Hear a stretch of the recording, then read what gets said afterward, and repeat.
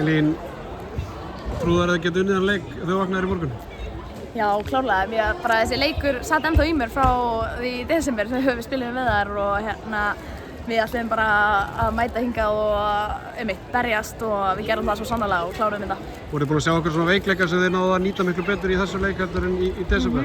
Já, við vorum sóknarlega svolítið ragar og vorum alltaf að taka fyrsta árás en í þessum leik uppleikið við að gefa okkur svona aðeins meiri tíma, reyna að fá það neðar og við gerum það mjög vel og við erum með margar litlar og snöggar og mér varstu einhvern veginn að vinna á okkar styrkleikum virkilega vel í dag.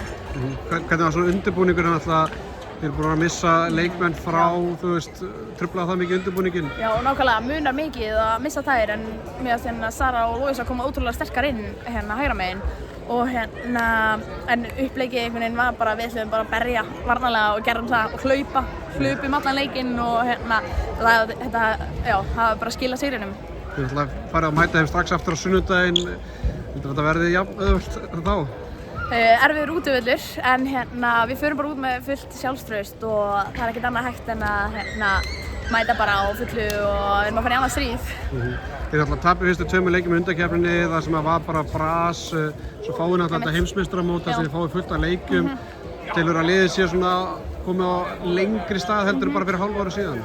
Já, við erum alltaf svona að finna hver aðra betur og betur og það mistum mikið út þannig að margar eldri sem að hættu og mér finnst bara eins og með út á mótinu, við vorum mikill stígandi í liðinu og þetta kom hægt og rólega og já, ég finn það, mér finnst þetta á uppleið. Og viljið náttúrulega bara fara á enn eitt stórmótið? Já, klárlega, það er svo ótrúlega gaman þannig að það er mikill vilji.